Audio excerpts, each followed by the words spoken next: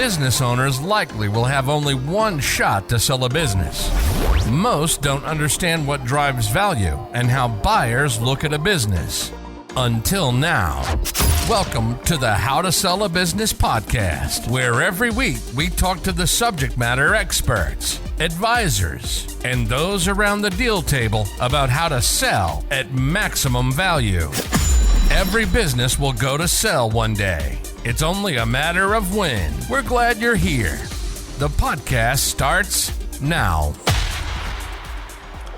On today's episode, I had the opportunity to visit with Genevieve Rodgers of PEMDAS Winery Solutions. And I can't even begin to tell you everything that we learned during her episode. It went a little bit longer, and she was so generous with her time. But she's a winery consultant. And if you just Google her name, you will find that she is everywhere. And so she's an MBA. She's an engineer by trade. She's also, she's a level 3 of the Wine and Spirit Educational Trust. She does all kinds of work as far as strategic planning, company or winery positioning. And she was just such a wealth of knowledge. And I guess the reason I really wanted to have her on was, number one, I don't know anything about wineries. We've sold a few in the last probably 5-10 years. But they were difficult sales. And there's a lot of, believe it or not, there are a lot of wineries throughout the country. And those business owners at some point will want to sell. So the rough rule of thumb is that it takes 1 to 2 years to sell a winery. And I wanted to learn where's the risk in the winery, how to mitigate that risk, and then how to effectively transfer those businesses. And she did not disappoint. She was, like I said, so generous with her time and such a wealth of knowledge. So I hope you enjoy my conversation with Genevieve Rodgers of PEMDAS Winery Solutions. I'm your host, Ed Mysogland. On this podcast, I interview buyers, sellers, and advisors about what creates value in a business and then how that business is effectively sold at a premium value because sellers and business owners now understand what creates values in their company. So on today's show, you have no idea how excited I am to visit with Genevieve Rodgers from PEMDAS Winery Solutions. And I am such a novice at anything wine related. I have a buddy of mine, John Baker, that always makes me look good as far as wine selection. So I'm fortunate to have somebody in my corner, but now I'm going to get a lot smarter because I got Genevieve. So Genevieve, welcome to the show. Thank you, Ed. I am pleased to be here. So tell me about PEMDAS Winery Solutions you have to, I haven't seen any business named PEMDAS, but I know what it means. So tell me about it. Well, that's why I picked it I'm an engineer by my original training. And so, sort of a math geek. So when I started this business, I really wanted to help people work through how to start a winery, how to run a winery, how to have a winery in an organized manner. And so being a math geek, I came to PEMDAS, which is how you, in a organized method, solve a mathematical equation. You know that makes total sense. That's a great way to look at how your practice is. I wouldn't have guessed it, but I always just figured it was, you were just messing with acronyms, but there was a substantially more thought that went into it, and that's awesome. Probably too much thought, but yes. And it's interesting to me, there's people who are in certain groups that see PEMDAS and say, oh, I know what that is. It's in that math. And people who look at me and say, like, what is that? I have no idea. And which I think is really interesting. But since I like math, it works for me. I get it. So, so you're based out of Oregon, right? Well, that's where my home is. But I work I with, get it. my clients are all over the United States, and I Okay. have some international clients. So I do a lot of, a lot of my work from home office, a lot of my work over the internet with clients, things that can be shared electronically.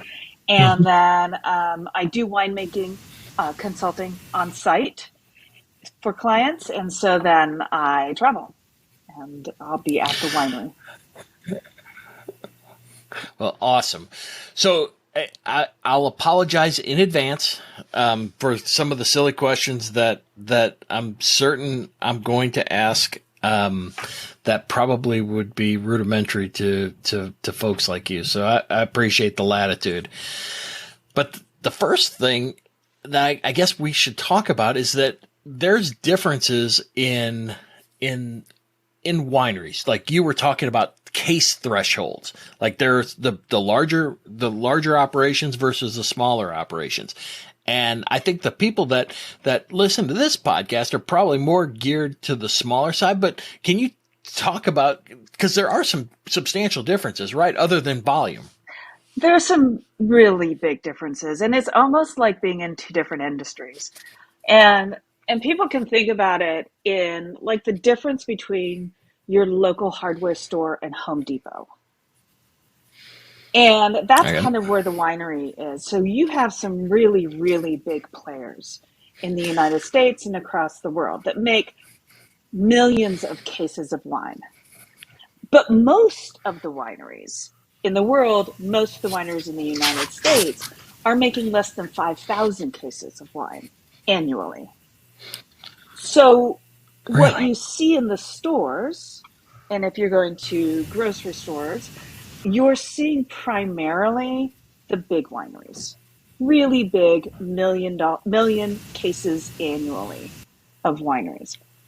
And then you might see some local wineries that are smaller scale, and you might see some wineries that are kind of mid-size that make specific products of a specific value that they're big enough to be picked up through distribution and sold across the nation.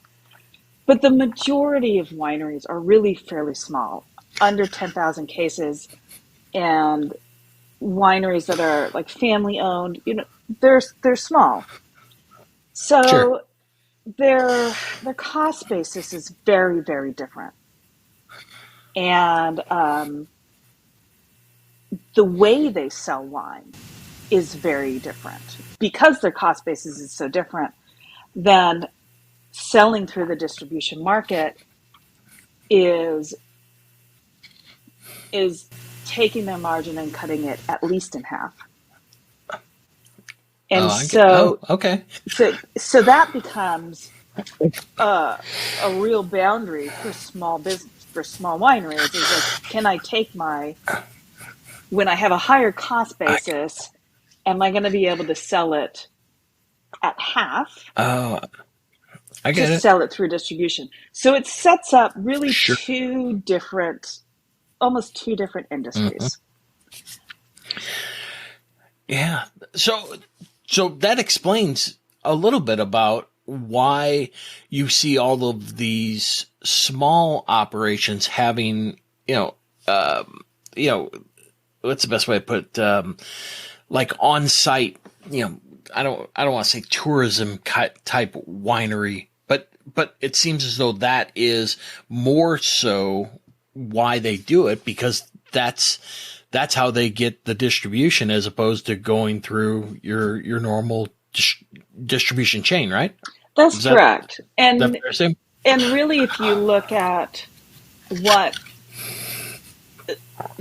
the sales distribution for small wineries, and you look at averages, and you look at wineries that are doing well, they're they should be selling 85+% of their sales directly to the consumer.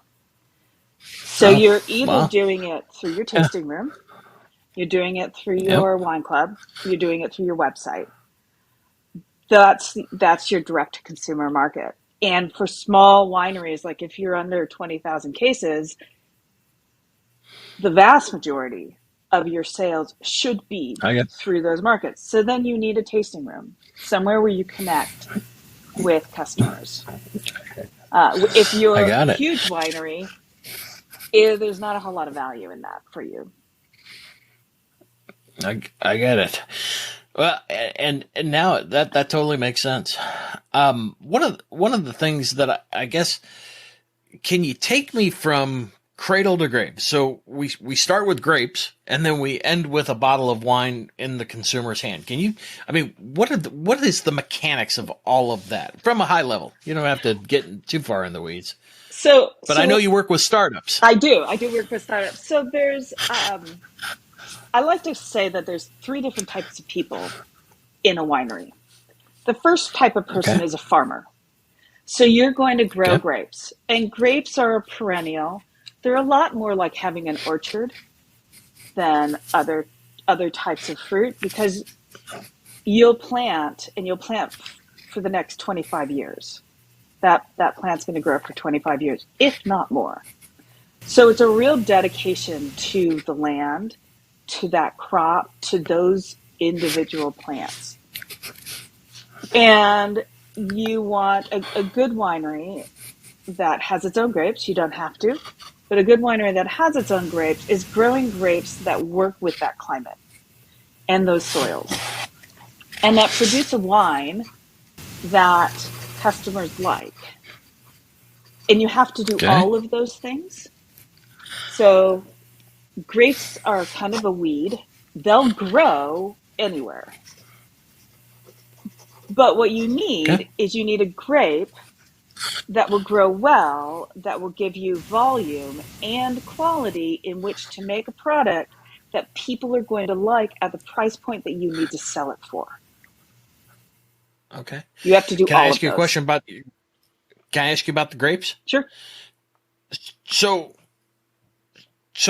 if I'm a farmer, does the winery owner, if I don't own the farmland, and do I get exclusivity? Is that how it works? Or if I'm a farmer, I'm gonna sell it to anybody that needs my grapes?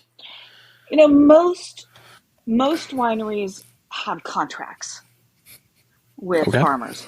It's a little bit depends on the area that you're in, and the ability to get grapes. If you're a farmer and you are growing grapes really well, you should look for contracts that are long term, and you build a relationship. And that's really what a winery wants too, because the winemaker wants consistency, and they want to be able to direct the grape growing practices. And so for that, you need a relationship. So the winery that hires that contracts with the farmer, they have control over certain aspects of the farming other than just the product? It's by contract. And so everything is a little different. Sometimes wineries will have long-term contracts, and then it makes sense for those 2 organizations to work together and farm in a certain manner. And then wineries will often get to a point where they'll be growing, or where the volume that they're getting from one farm isn't enough because of the year, and they buy basically on the spot market. And then you're just getting whatever someone grew. I see. All right. So first thing you said is 3 parts. We had farmers. What's our second part? The second part is the winemaker. So the winemaker is this person who has a really high attention to detail, is somewhere between a scientist and an artist. They make the wine, and I like to say, like, a good winemaker is a little bit OCD.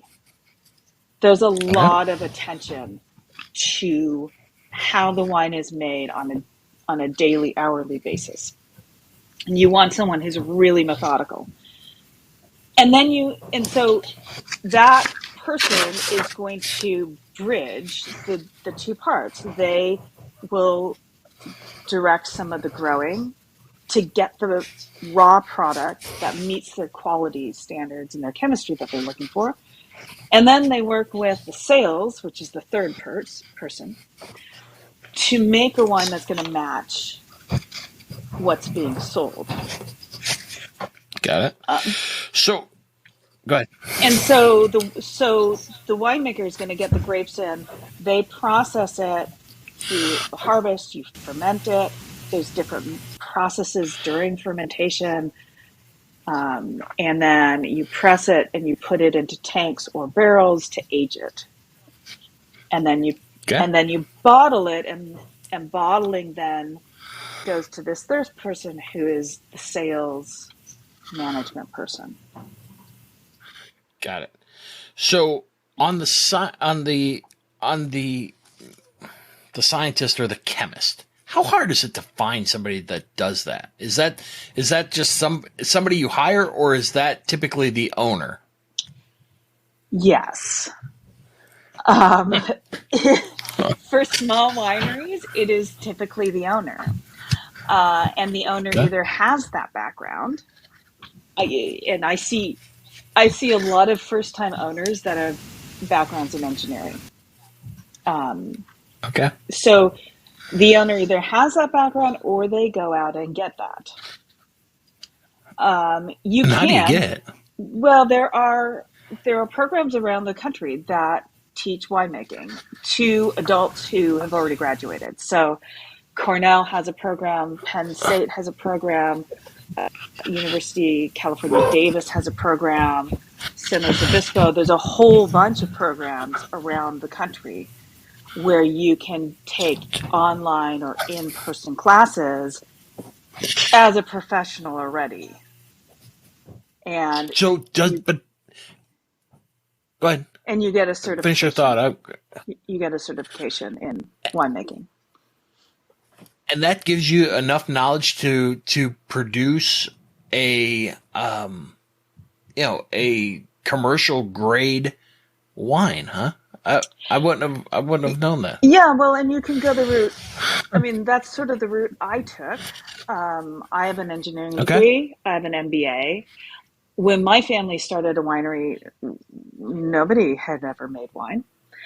And so I took classes. I became the winemaker with my engineering degree and my MBA.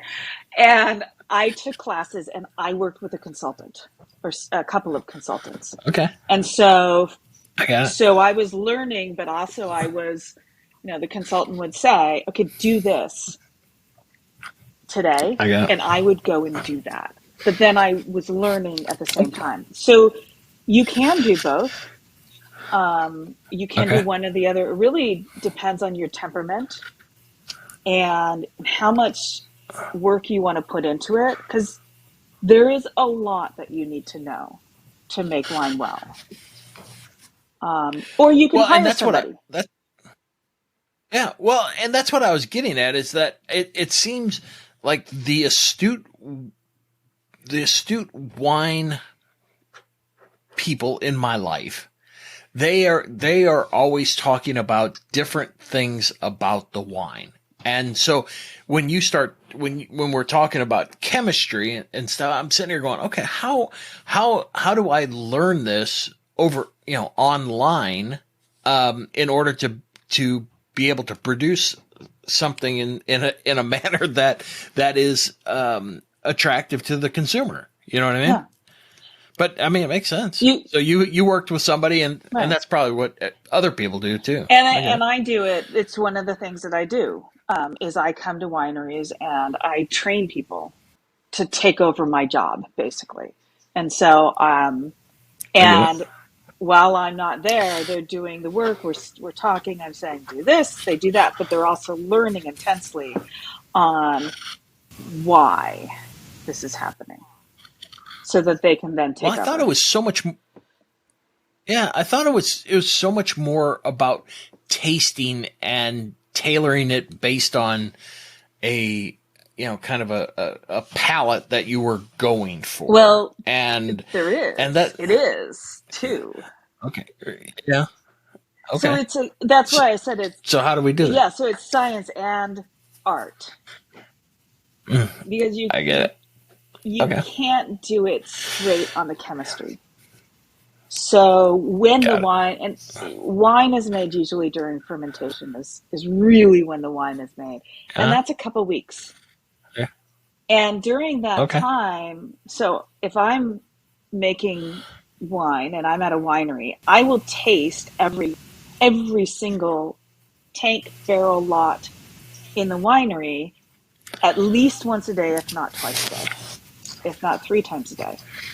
And then I will make changes to how the fermentation is going based on Oh, based on those tastes. So you do have to do both, and you also have to understand, if I want a product that tastes a certain way at the end after it's aged, what do I need to do now during fermentation in order to get that? And and that's something I that get it. takes, you have to have the mind for it, but you also have to have some experience doing it. I get it. All right. So you had talked on the third part, which is the Right. sales. So what is at this level? I mean, what is the optimum route to maximum value? Who is? I think we've established that probably you don't want to go to a distributor because you don't have the volume to accommodate that. So it sounds to me that it's direct to consumer, and the ways that if I heard you right, was your tasting room, events, and online, right? Those are the three, or did I miss And any? wine club, which is Oh, which is wine club. Yeah. actually the backbone. So the best thing that someone can do, if someone has a winery or is starting a winery, the most important thing that they can do is determine what experience they are creating their wine. That is by far the most important thing that a winery can do to be successful, is what experience do I want people to have when they visit, when they come to my winery and come to an event, when they taste my wine at home, when they come to my website. What do I want them to feel? What am I Okay. creating for them? Because what people who love wine and get into the industry think that it's all about the wine, because that's what's been important to them while they've been drinking wine. Is it's Okay. about the wine. This I get wine it. is fantastic because of this criteria. But that's not actually how wine is sold. Huh. Wine is sold Really? based Okay. on the experience that people have, and the wine is integral. But it's not always the most important, but it is integral. Okay. So that's the first thing that people should do, is really, and if they have a winery and they're thinking like, I would like to sell this at some point, they need to nail that down. What am I creating? And then figure out, is that what I think I'm creating or what I'm actually creating? Because those two things can be Sure. different. Right. And then, Right. does everything match? Is the experience I'm trying to create, does that match the wine that I'm selling? Does it match the prices that I'm selling it at? Does the label match? What about the packaging? How about my website?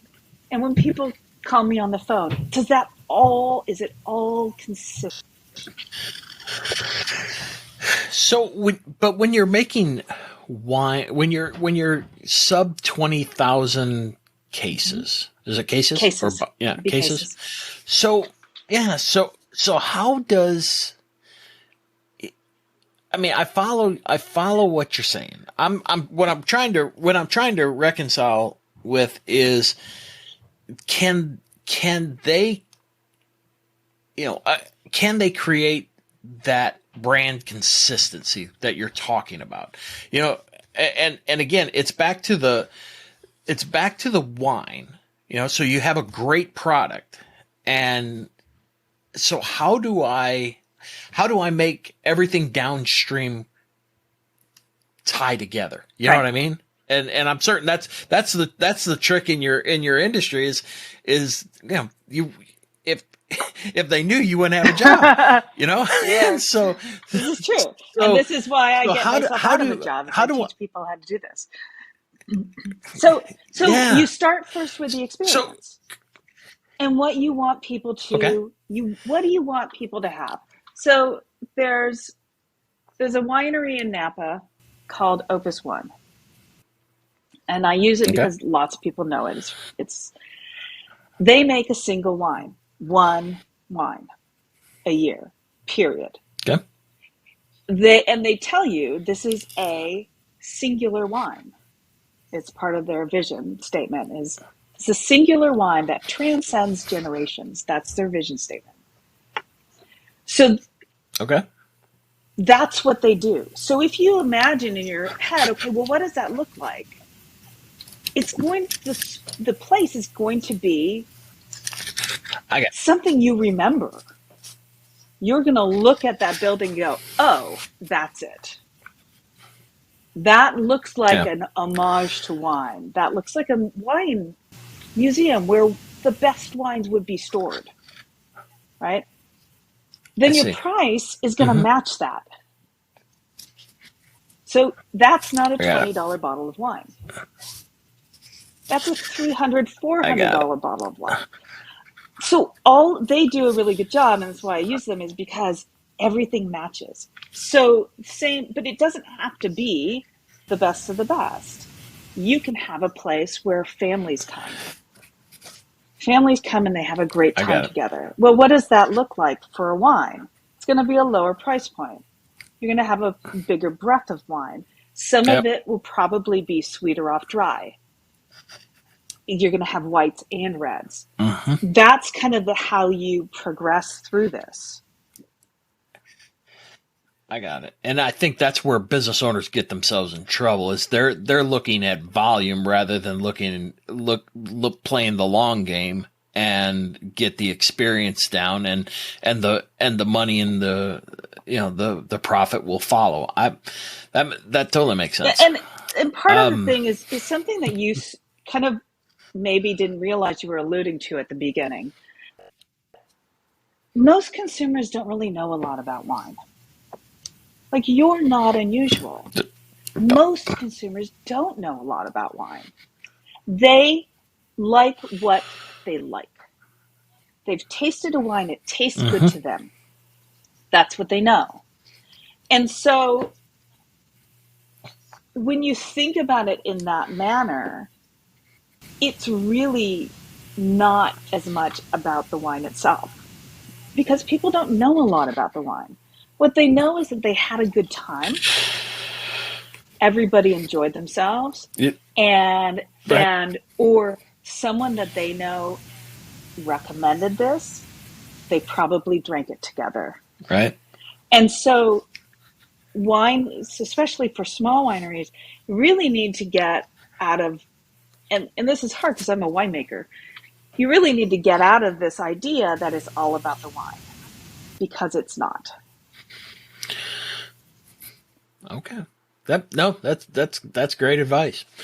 So, we were talking about the farmers earlier and how, we've got some pretty funky weather going on, these days. How does that affect, because one of the things you were talking about when we talked last was how important it is to kind of foresee, what is the outlook for the region. And I guess as a business owner, I value companies all the time. And one of the things, the tenets is what does the future look like for this particular investment? And I'm looking at a winemaker and they're trying to forecast what the farmland and the farmer and the climate looks like down the road. So how do you do that? And how do you pivot if it goes bad? Well, so one of the benefits for winemaking is, like I said, wine grapes are kind of like a weed.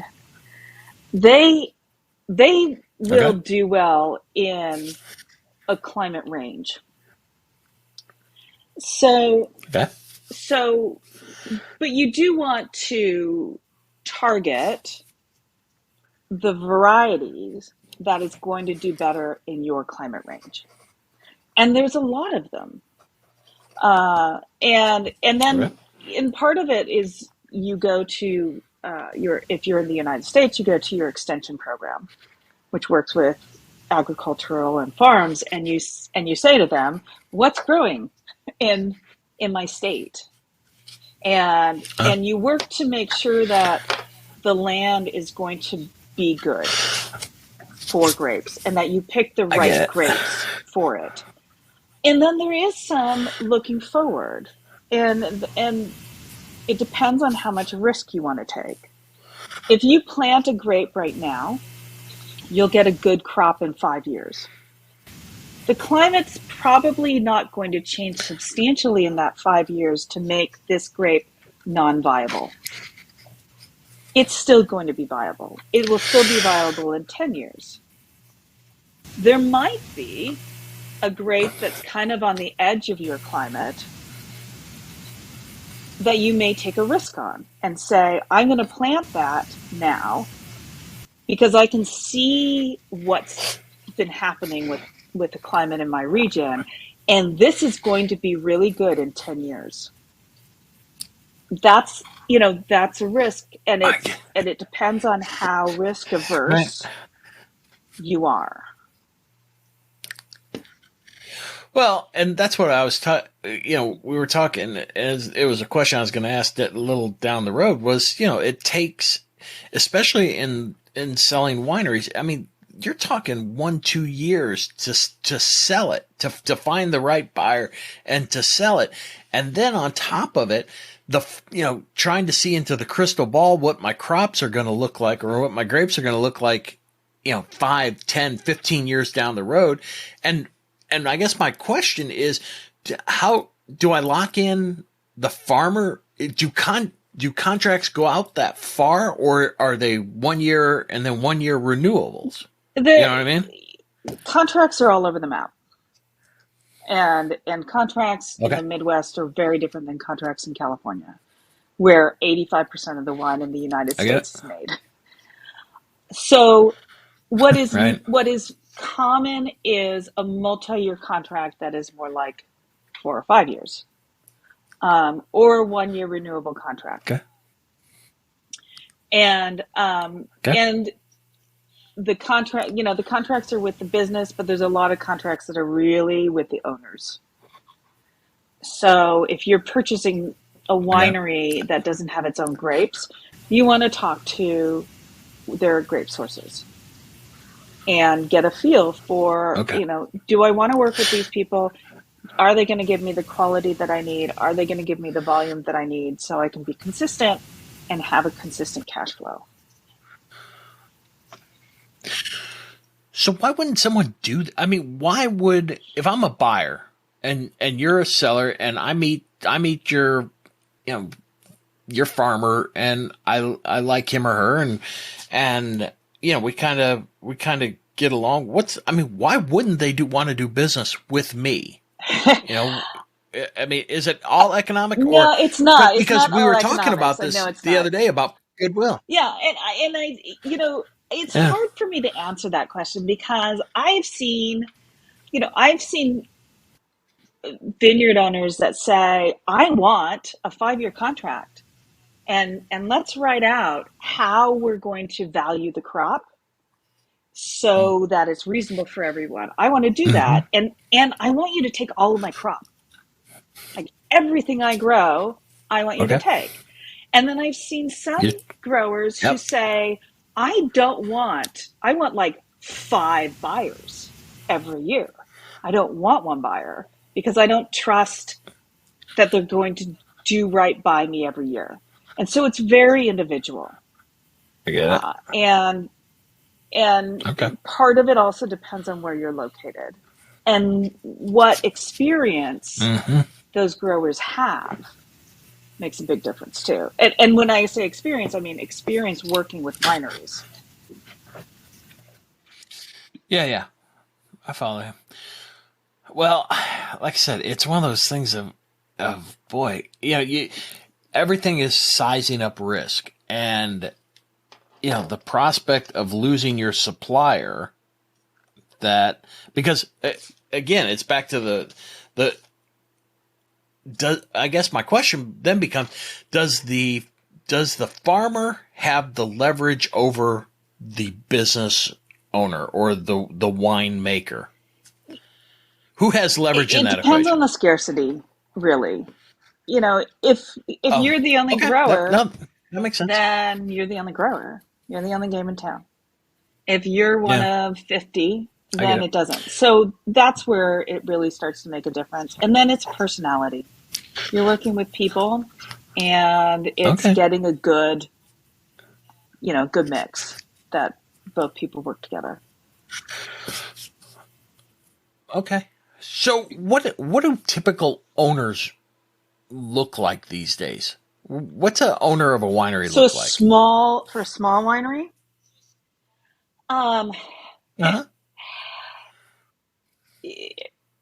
It's all over the map. If I look at like my clients, I have clients who started wineries who are retired. They made money, and one gentleman who is just opening a winery in New Jersey said, Genevieve, I spent my career making money and doing things for other people. Now I want to do something for me. This is for me. So that is one group. Okay. Another group is people, I get a lot of people who are younger than I am. So they're in their 20s and 30s. I mean, I guess at my age, a lot of people are younger than I am, but they're in their 20s and 30s, and they, some of them have legacy farms in their family, and so now they're going to turn a legacy farm that was growing, is growing corn or soybeans or something else, and change the way that farm works. And then it's all over the map. Usually it's people who have liked wine and who want to do something different, and they want to do something that they're going to love. And that's really important if you're going to buy a winery, because people who buy wineries, unless you're buying it for someone else to run, it will become your life. There's really not an in-between. So you want to love it. So I get it. So it strikes me that the avatar of somebody that wants to get into this business is a high net worth individual that is either on one side of the scale, meaning they're on, they're at retirement age looking for kind of the next chapter of their life, or they're on the younger side and they're trying to set the world on fire, but yet they have the net worth to pour into something like this. Is that true or no? I think that's true for the most part. I find that the people who are younger who are starting this, they're really bootstrapping it, but they don't have to purchase the land. Okay. And so that makes a huge difference in how much money and capital you need to start it. And you can do that. But I think you're right for the most part. You're gonna be looking at people who have equity and have money to spend. Yeah. And or have equity and have a group behind them that has the capital. I get it. So how, I know you just alluded to private investment. I mean, do these things get financed through conventional means, like through the SBA or through conventional banks, or how are you familiar with that? And I know I'm kind of jumping all over here, but I'm just kind of curious to see how that works. The bigger wineries, the bigger startup wineries do get with commercial banks and conventional loans. For smaller wineries, it's harder to, it's, you really have to make the case. And it is one of the things that I do. So I create 10-year financial forecasts that you can take to a bank. But you have to take it to a bank who understands what's going on, because this is not something that you can just turn around the next year, right? It's this is a long-term project. So startup wineries do not make money the first year or the second year. And they start getting to the black on an annual basis in their third or fourth year. But it does take 5, 6, 7, 8 years to actually get truly profitable, where you've paid back your loans and all of your capital, and now you're actually making money. Now, are those capital sources exclusive to the industry? I mean, because my point is, I'm certain there's a lot of people that are probably listening saying, you know what?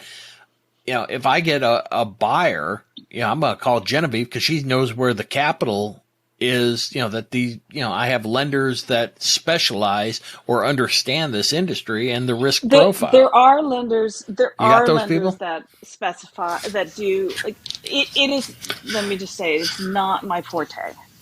But yes, there are. Most of them, a lot of them are in California, or they're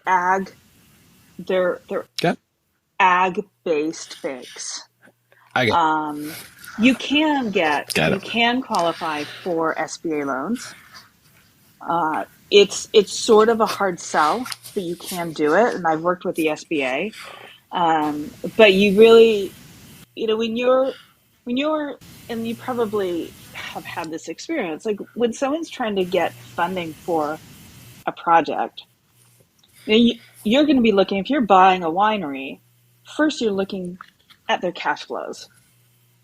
And do they have positive cash flows for years, not just this year, but do they have a history of positive cash flows?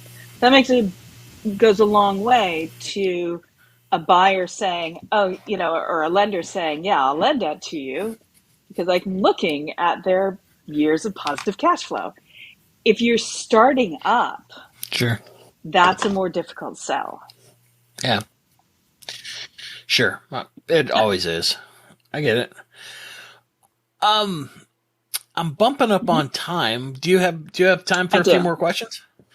All right. So on the coronavirus, how did that affect the smaller business? Did it affect the supply chain as much as it did for a lot of the larger business, larger wineries? It did affect the supply chain for the larger for smaller wineries, primarily at the end of making wine, which is bottling.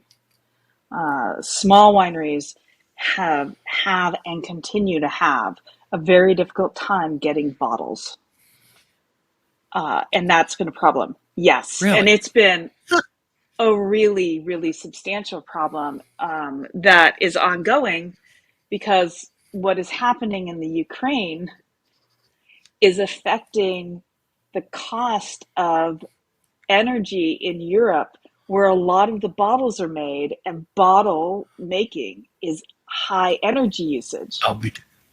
And so not only are costs going up, I had no idea, but the supply is going down. That's been the biggest, as far as supply chain, that's hit the industry, is in bottles.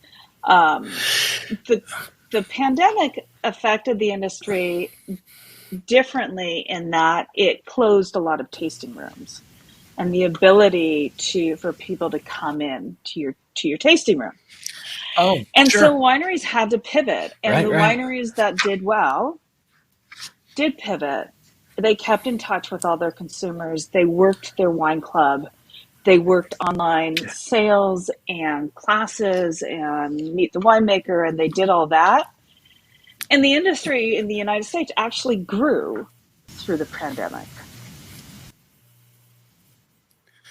Yeah, and that totally makes sense, because as you know, one of my questions was, as restaurant usage is declining, the consumer usage it's growing. is growing, right? And so, yeah. And based on what you were saying on the areas of the areas where you create value, through the tasting room, through online, and through the wine club. I mean, it probably, the pandemic for the smaller wineries, if you played it right, probably did pretty good for you. That your margins actually probably improved, right? Yeah, the wineries, the small wineries that that had a wine club to start with, and built consumer loyalty, and built interactions with their consumers over the years before the pandemic, they were able to leverage that and continue to give real value to their customers who stayed with them. And not only did they stay with them, but they bought more wine. And their cost basis then went down because they didn't have an employee in a tasting room and have to staff that. Now they're staffing someone shipping wine and moving wine as opposed to the tasting room. So the wineries that did that really well, they made out, because now all of that infrastructure is still good. It's still viable. People still buy wine over the internet. They still want that interactions. So if I'm now and I'm a winery buyer, I would look at, show me how you did during the pandemic. Like, what is your wine club like now?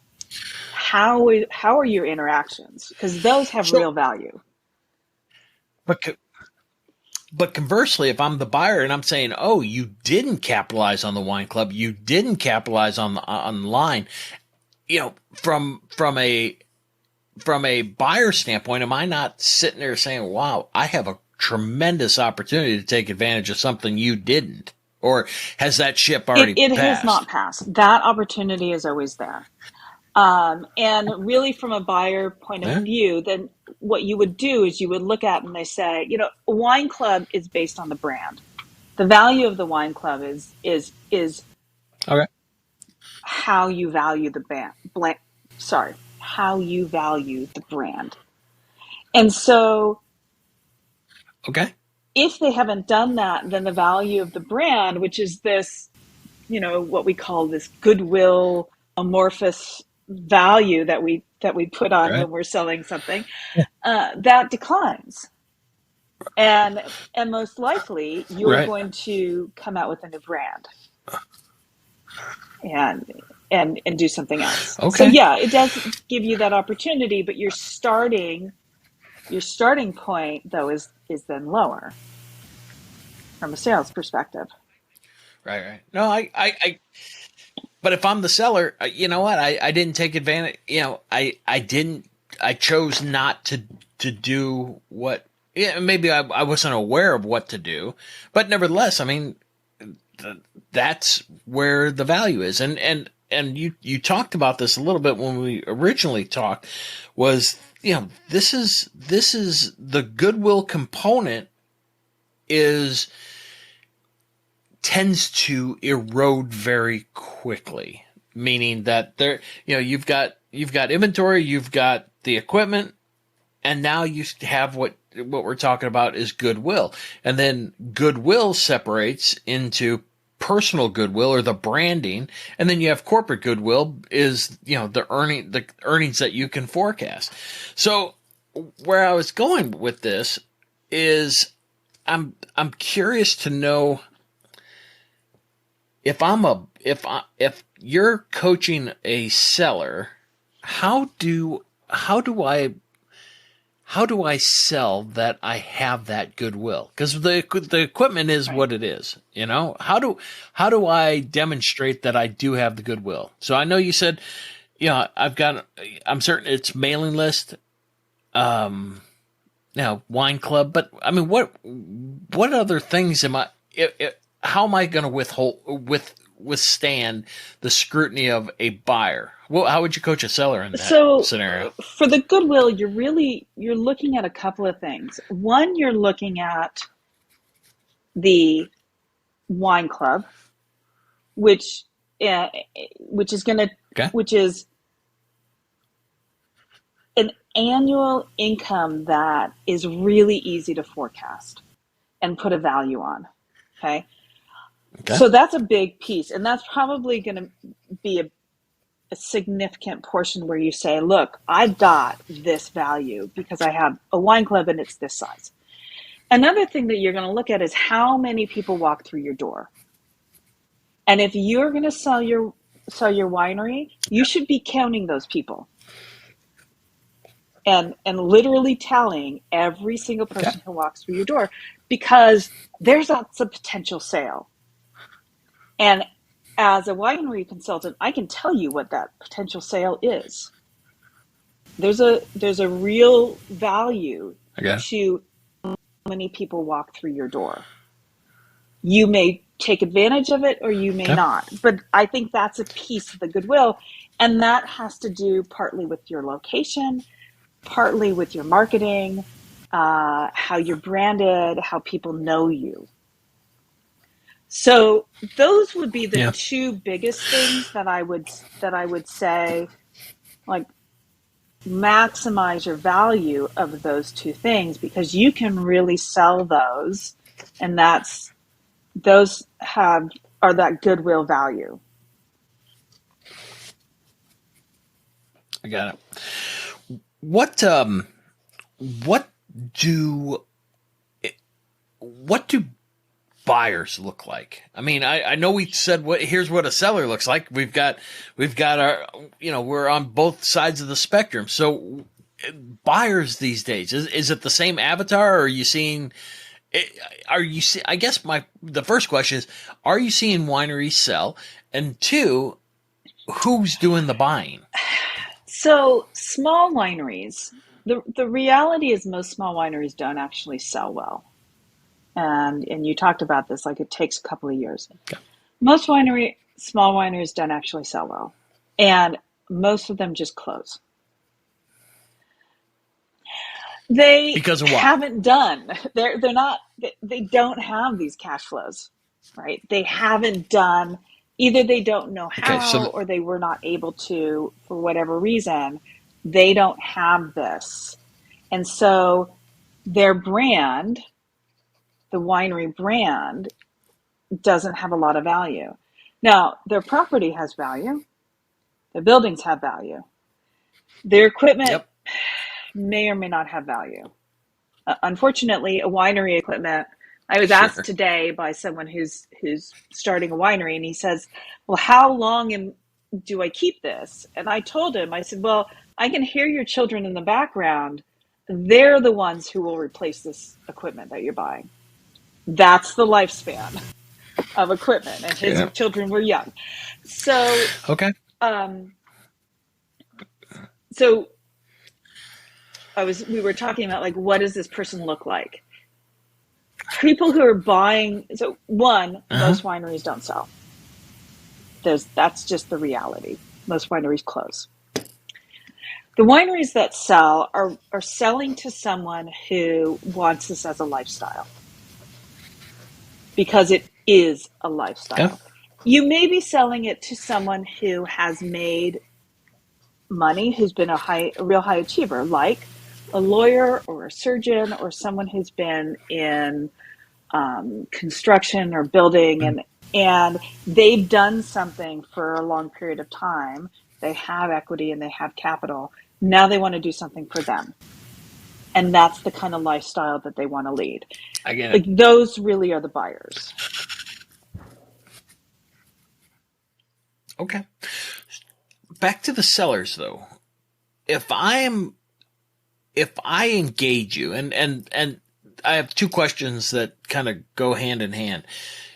So can you coach me if I'm a business owner, can you coach me into making my winery a marketable asset to a buyer? And if so, how long does it take? And then I guess the third question is how do I work with someone like you? It seems to me like you're going lots of places. How do we work together as a seller? If you're a seller and you want to sell your winery, it's a long-term process. Unless your winery's sale ready. Okay. Yeah. So what does that mean? So if you're sale ready, tell me what that you means, have years of cash flow that are positive, that are consistent.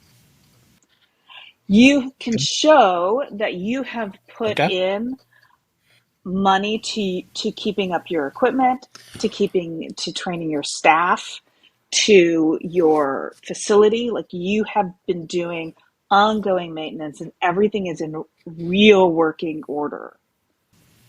You've got those two things. From just a straight production business side. Okay. The next thing that you need to have is you need to have wine that is what we call in the industry clean. It needs to be good wine. And so it needs to be free of faults, because faults are a winemaking problem that make the wine not taste good to consumers. They also wine that has faults has no value to a buyer. So if I've got a whole bunch of wine in tank, but that wine has faults, that wine has no value to seller. So it's bad inventory. So it's just bad inventory. So got it. I would work with you to fix that. But that takes 1 to 2 vintages minimum, because you have to get through that wine.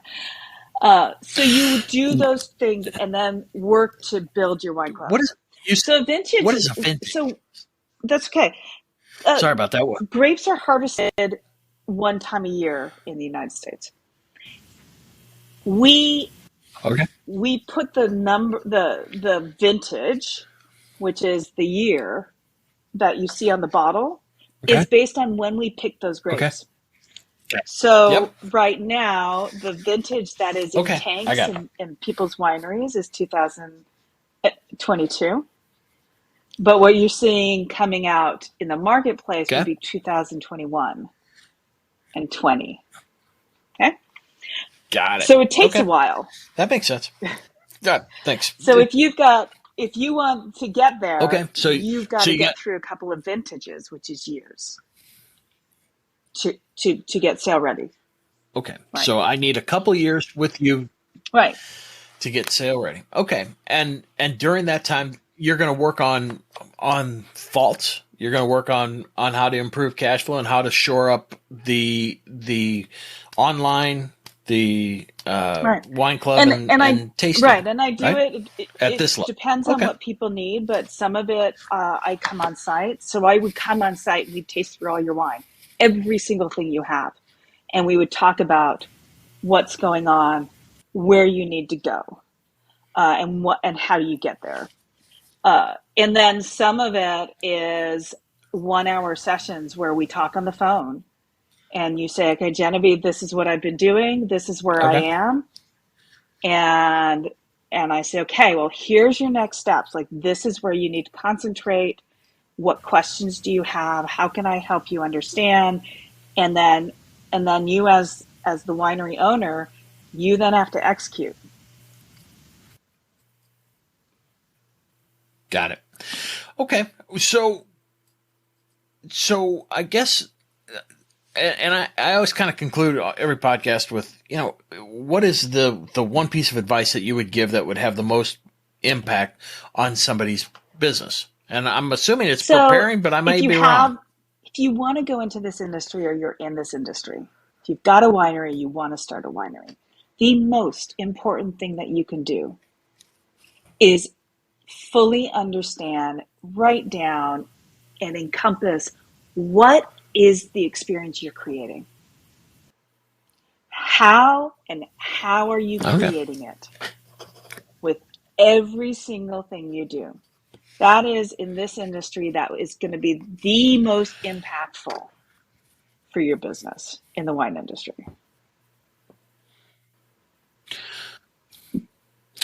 Awesome. So, number one, how do people connect with you? And number two, how does your process work? How do I work with Genevieve? The best way is my website. It's winery.consulting is my website. Okay. So, or if you go to Google and you type in winery consultant, I'm at the top of the list.